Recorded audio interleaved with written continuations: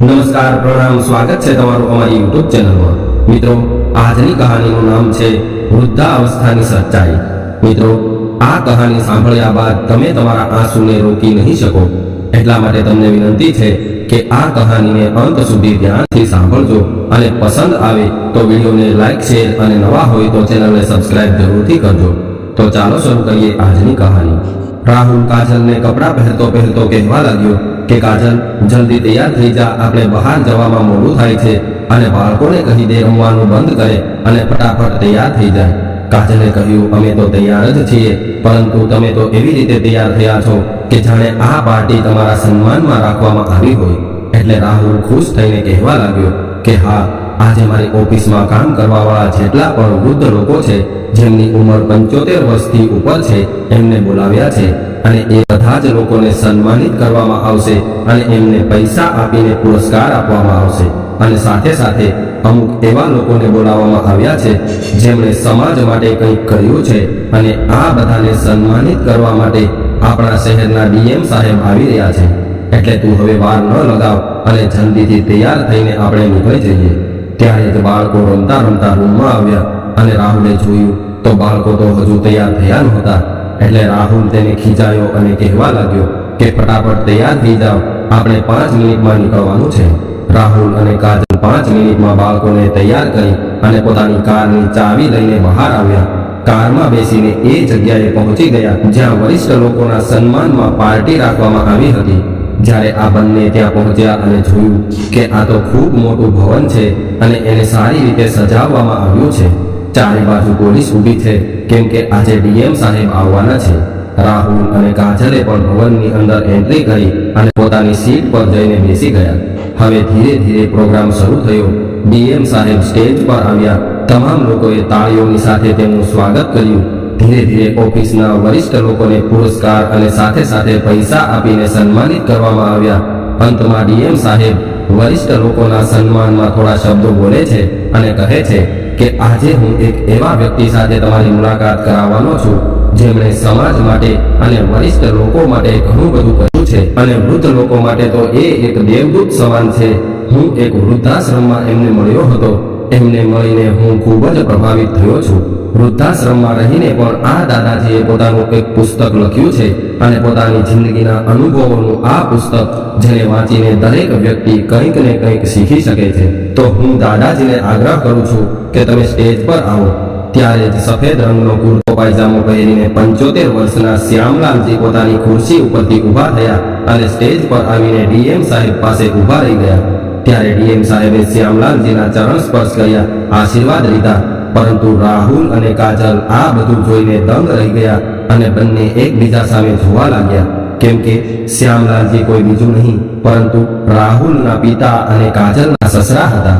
હવે કાજલ પોતાના મનમાં વિચારવા લાગી કે મેં તો આ બુઢાને બિલકુલ ભિખારી કરીને ઘરમાંથી કાઢ્યો હતો અને જ્યારે મેં આને ઘરમાંથી કાઢ્યો હતો ત્યારે તો આની તબિયત પણ સારી નહોતી।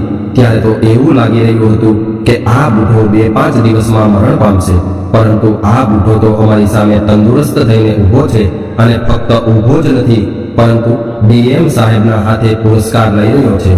શ્યામલાલજીને જોઈને કાજલ અને રાહુલ હેરાન રહી ગયા। કાજલ રાહુલને કહેવા લાગી, આ બુઢાએ એવું શું કરી દીધું છે કે એને સન્માન મળી રહ્યું છે અને આટલા બધા પૈસા મળી રહ્યા છે? જ્યારે આપણી સાથે રહેતો હતો ત્યારે તો ખાટલામાં પડ્યો રહેતો, મફતના રોટલા તોડતો હતો, બિલકુલ નિકમ્મો હતો, કોઈ કામ તો કરતો નહોતો। જ્યારે જુઓ ત્યારે બીમાર પડી જતો અને આપણે જ એની સારવાર કરવાનો ખર્ચો ઉઠાવવો પડતો। એટલા માટે તો આપણે બંનેએ આને ઘરમાંથી બહાર કાઢ્યો હતો। ત્યારે રાહુલ પણ એ દિવસને યાદ કરવા લાગ્યો જ્યારે સવારમાં તેમની પિતાજી સાથે ખૂબ જ માથાકૂટ થઈ હતી। શ્યામલાલજીની ઘણા દિવસથી તબિયત સારી નહોતી। તે પોતાના પુત્રને વારે વારે કહી રહ્યા હતા કે મને કોઈ ડોક્ટર પાસે લઈ જા અને કદાચ તું મને ન લઈ જઈ શકે એમ હોય તો મને થોડા પૈસા આપી દે, એટલે હું પોતે જ ઓટો રિક્ષામાં બેસીને દવાખાને જઈ આવીશ। પરંતુ કાજલ આવીને ના પાડી દેતી હતી કે તમારે દવાખાને જવાની કોઈ જરૂર નથી, તમે તો જાણી જોઈને પલંગ પર પડ્યા રહો છો। એટલે શ્યામલાલજી કહેવા લાગ્યા કે મારી તબિયત સારી નથી રહેતી, એટલા માટે દવાખાને જવાનું કહી રહ્યો છું। ત્યારે કાજલે કહ્યું કે અમારી પાસે ફાલતુના એટલા બધા પૈસા નથી હોતા કે તમારા પર લૂંટાવતા રહીએ, અને ના તો અમારી પાસે એટલો સમય હોય છે વહુની આવી વાત સાંભળીને શ્યામલાલજી ચૂપચાપ પોતાના રૂમમાં જતા રહ્યા, કેમ કે હવે તો દીકરાને કહેવાનો પણ કોઈ ફાયદો નહોતો. પુત્ર પણ એની પત્નીની દરેક વાત માનતો હતો. પુત્રને એના પિતાનું દુઃખ અને તકલીફ દેખાતી નહોતી. જેવું એની પત્ની કહેતી હતી એવું જ એ સાંભળતો હતો. બીજા દિવસે રાહુલ શ્યામલાલજીના રૂમમાં આવ્યો અને કહેવા લાગ્યો કે અમે લોકો ફિલ્મ જોવા જઈએ છીએ. આજે બાળકોને રજા છે અને મારે પણ ઓફિસમાં રજા છે, એટલે બહાર ફરવા જઈએ છીએ અને અમે બહાર હોટલમાં જમીને આવવાના છીએ અને તમારું જમવાનું ફ્રીજમાં રાખ્યું છે. સાંજે વધારે બની ગયું હતું એટલે ફ્રીજમાં મૂક્યું છે, એટલા માટે એ જમવાનું તમે ખાઈ લેજો. રાહુલે ના તો એમના પિતાજીને એની તબિયત વિશે કંઈ પૂછ્યું કે ન એની પાસે બે ઘડી બેસીને કોઈ વાત કરી. બસ પોતાનું ફરમાન સંભળાવીને જતો રહ્યો. શ્યામલાલજીને પોતાના પુત્રનું આવું વર્તન બિલકુલ પસંદ ન આવ્યું અને વિચારવા લાગ્યા કે અત્યાર સુધી તો હું સ્વસ્થ હતો, એટલે ઘરના તમામ કામ કરતો હતો અને કામ કરતો હતો ત્યારે તો વહુ અને દીકરાને હું સારો લાગતો હતો, પરંતુ આજે થોડો બીમાર પડી ગયો એટલે મારી વહુ અને દીકરાએ તો મારાથી મોઢું ફેરવી લીધું છે. તેમણે એટલો પણ વિચાર ન કર્યો કે મારા વૃદ્ધ પિતાની તબિયત સારી નથી તો આજે ઘરે રોકાઈ જઈએ, એને કંઈક જમવાનું બનાવીને ખવડાવીએ. પરંતુ નહીં, મારા પુત્ર અને વહુને તો આ બધું નાટક લાગે છે. હવે વહુ અને પુત્ર એના બાળકોને લઈને ફરવા જવા નીકળે છે. કાજલ જતા સમયે એના સસરાજીને સમજાવતી ગઈ કે તમારે ઘરમાં જ્યાં ત્યાં ઘૂમવાની જરૂર નથી, તમે તમારા રૂમમાં જ બેસી રહેજો, ફ્રીજમાંથી જમવાનું લઈને જમી લેજો અને ઘરના કોઈ પણ સામાનને હાથ પણ લગાવતા નહીં. હું જેવું ઘર મૂકીને જાઉં છું એવું જ રહેવું જોઈએ. આટલું કહીને આ બંને નીકળી ગયા. હવે બપોર થયું હતું અને શ્યામલાલજીને ભૂખ લાગી હતી. તેઓ ખૂબ મુશ્કેલીથી પોતાની લાકડી ઉઠાવીને રસોડામાં ગયા. ફ્રીજ ખોલ્યું તો એમણે જોયું કે એમાં કાલ રાતનું જમવાનું વધ્યું હતું તે એક કટોરી દાળ ભાત પડ્યા હતા. ઠંડા થયેલા દાળ ભાત જોઈને શ્યામલાલજીને થોડી વાર માટે તો ખાવાનું મન ન થયું, પરંતુ શું કરે, ખૂબ જ ભૂખ લાગી હતી, એટલા માટે તેઓ આ ઠંડા થઈ ગયેલા દાળ ભાત ખાવા માટે મજબૂર હતા. શ્યામલાલજીએ આ વાસી ખાવાનું ખાઈ લીધું, પરંતુ આ વાસી ભોજન ખાધા બાદ શ્યામલાલજીની તબિયત વધારે બગડી ગઈ. એમના પેટમાં તો પહેલાથી જ ઇન્ફેક્શન હતું, જેના લીધે તેને આટલા દિવસોથી તાવ આવી રહ્યો હતો. તેમણે તેના પુત્રને દવાખાને જવાનું ઘણી વાર કીધું હતું, પરંતુ પુત્ર એને દવાખાને ન લઈ ગયો અને હવે વાસી ખાવાનું ખાવાથી તેમને ઉલટી થવા લાગી.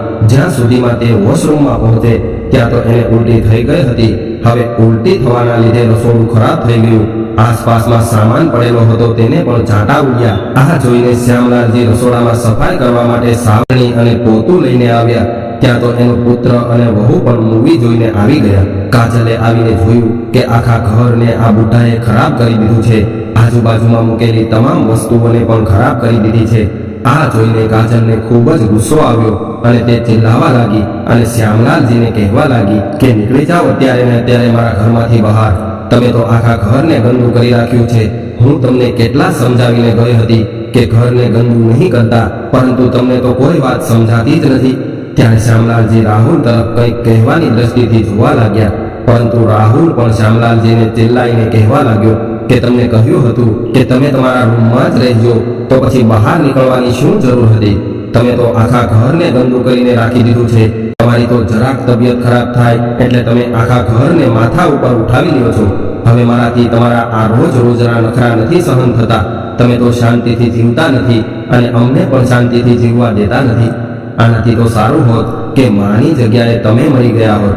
માં જીવતી હોત તો ઘરમાં થોડું કામ તો કરતી હોત. તમે તો બસ ઘરમાં પડ્યા રહો છો. તમે જ્યારથી પ્રાઇવેટ સ્કૂલમાં ભણાવવાનું બંધ કર્યું છે ત્યારથી બધો જ ખર્ચો મારે જ કરવો પડે છે. રાહુલની આવી વાત સાંભળીને શ્યામલાલજીની ધીરજ તૂટી ગઈ. તેનાથી હવે સહન નહોતું થઈ રહ્યું. વહુ અને દીકરો તેની સાથે થોડી ઘણી પણ હમદર્દી રાખવાના બદલે તેમની સામે ઉલટું સીધું બોલી રહ્યા હતા. વહુ અને દીકરાને ખબર હતી કે મારી તબિયત ખરાબ છે, તો પણ મને એકલો છોડીને મૂવી જોવા જતા રહ્યા. આ લોકોને જરા પણ એમના વૃદ્ધ પિતાની ચિંતા નથી. મેં મારા પુત્ર માટે શું શું નથી કર્યું. હું એક પ્રાઇવેટ સ્કૂલમાં હિન્દી ટીચર હતો. મારી પાસે એટલા પૈસા પણ નહોતા. મેં જેમ તેમ કરીને થોડા ઘણા પૈસા બચાવીને મેં મારા દીકરાને ભણાવ્યો, એને એટલો લાયક બનાવ્યો કે આજે આવડી મોટી નોકરી કરે છે, સરકારી ઓફિસર છે. તો પણ તે પોતાના વૃદ્ધ પિતાની જરાક પણ ઇજ્જત નથી કરતો. શ્યામલાલજી પોતાના પુત્ર અને વહુને કંઈ નથી કહેતા, કેમ કે એમને ખબર છે કે તે કંઈ પણ કહેશે તો વહુ અને દીકરો એનો વિરોધ કરવાના છે. શ્યામલાલજીની વાતને ઘરમાં કોઈ સમજવા વાળું હતું નહીં. હવે શ્યામલાલજી પોતાના રૂમમાં આવ્યા, થોડીવાર માટે ખુરશી પર બેસી ગયા અને વિચાર કરવા લાગ્યા. ત્યારબાદ તેમણે એક બેગ ઉઠાવ્યો અને બેગમાં પોતાના 2 જોડી કપડાં ભર્યા અને પોતાની ડાયરી અને કલમ ઉઠાવી લીધી, કેમ કે તેમને ડાયરી લખવાનો ખૂબ જ શોખ હતો. હવે શ્યામલાલ પોતાની લાકડી લઈને ઘરેથી નીકળી ગયા. થોડા આગળ જઈને તેમણે તેના એક જૂના મિત્રને ફોન કર્યો, જે ઘણા સમયથી એક વૃદ્ધાશ્રમમાં રહેતો હતો. તેની સાથે વાત કરતા કરતા કહેવા લાગ્યા કે હું પણ વૃદ્ધાશ્રમમાં આવવા માંગુ છું. આવી રીતે શ્યામલાલજી તેના મિત્રના વૃદ્ધાશ્રમમાં પહોંચી ગયા અને ત્યાં રહીને પોતાના જીવનના અંતિમ સમયને વિતાવવા લાગ્યા. અને ત્યાં રહીને શ્યામલાલજી પોતાની ડાયરી લખતા રહેતા, જેમાં તેઓ પોતાના જીવનના અનુભવો લખતા હતા. તેમની પત્ની સાથે રહેવાનો અનુભવ, પોતાના પુત્ર અને વહુના કડવા અનુભવો, વૃદ્ધાવસ્થાની સચ્ચાઈનો અનુભવ, તેમણે પોતાના જીવનના દરેક સમયના અનુભવો આ ડાયરીમાં લખ્યા હતા. એક દિવસ શ્યામલાલજીના મિત્રએ આ ડાયરી વાંચી લીધી અને ડાયરી વાંચીને શ્યામલાલજીને સલાહ આપી કે તમે તો ખૂબ જ સારી ડાયરી લખી છે. અરે, તમે જે આ ડાયરીમાં લખ્યું છે એ તો તમામ માતા પિતાની વૃદ્ધાવસ્થાનું દર્દ છે. દરેક માતા પિતા આ દુઃખ દર્દમાંથી ગુજરે છે. અરે શ્યામલાલજી, તમે તો જીવંત રૂપથી એક દુઃખી પિતાની કહાની આ ડાયરીમાં લખી છે. તમે એક કામ કરો, આ ડાયરીને એક બુકના રૂપમાં છપાવી દો, જેનાથી બીજા માતા પિતાઓ તમારી ડાયરીમાંથી કંઈક શીખી શકે અને પોતાના પુત્ર અને પુત્રવધૂના અત્યાચારોથી બચી શકે. અને તમે આ વૃદ્ધાશ્રમમાં રહીને તમામ લોકોની કેટલી સહાયતા કરો છો તે હું 1 વર્ષથી જોઈ રહ્યો છું. તમે દરેક લોકોની સહાયતા કરવા માટે હંમેશા તત્પર રહો છો. દરેક વ્યક્તિ તમારા સારા સ્વભાવથી પ્રભાવિત છે.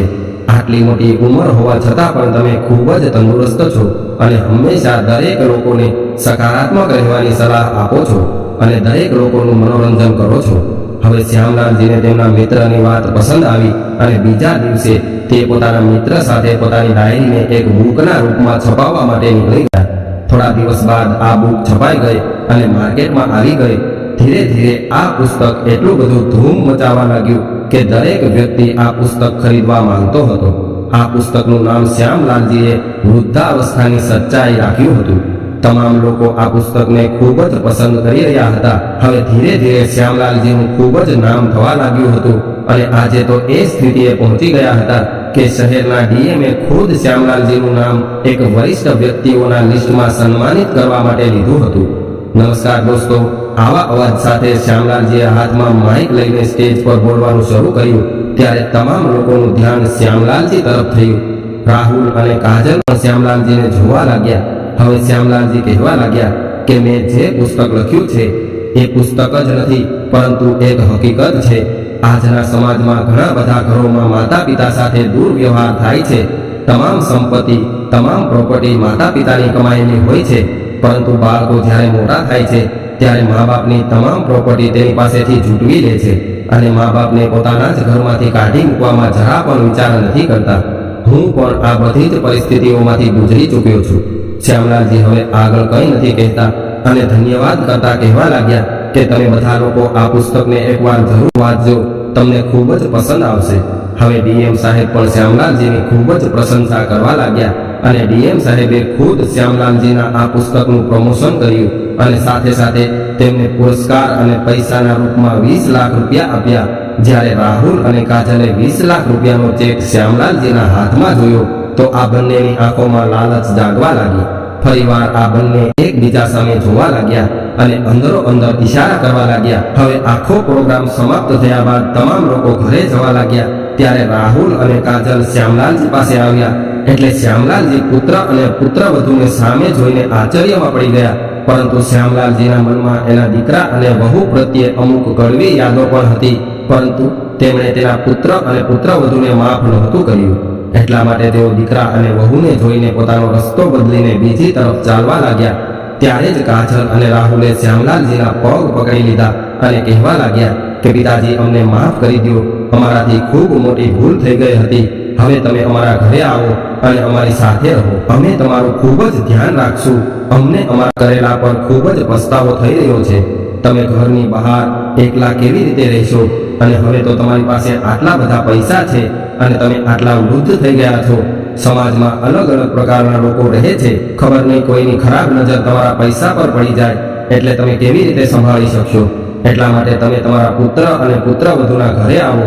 અમે તમને અમારા ઘરમાં સારી રીતે સાચવશું, તમારી સેવા કરશું અને તમારા પૈસા પણ સુરક્ષિત રહેશે.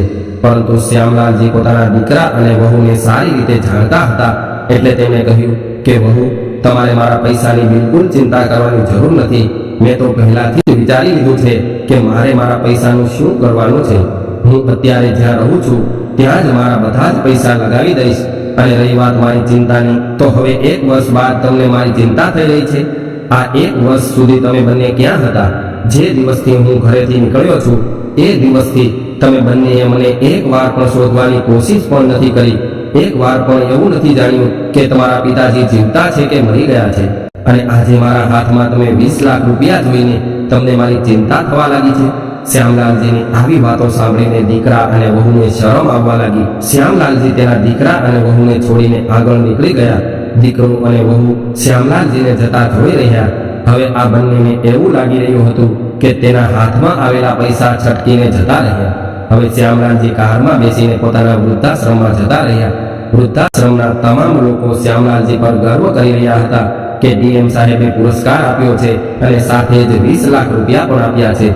અને સૌથી મોટી વાત તો એ છે કે શ્યામલાલજીએ આ બધા જ પૈસા વૃદ્ધાશ્રમના વિકાસ માટે દાનમાં આપી દીધા છે, જેનાથી આપણા બધાની જિંદગીમાં સુધારો થઈ શકે. તમામ લોકો શ્યામલાલજીના વખાણ કરવા લાગ્યા અને તાળી વગાડીને તેને બિરદાવવા લાગ્યા. તો મિત્રો, આજની કહાની તમને કેવી લાગી કોમેન્ટ કરીને જરૂર જણાવજો. અને પસંદ આવી હોય તો વિડીયોને લાઈક, શેર અને નવા હોય તો ચેનલને સબસ્ક્રાઇબ જરૂરથી કરજો.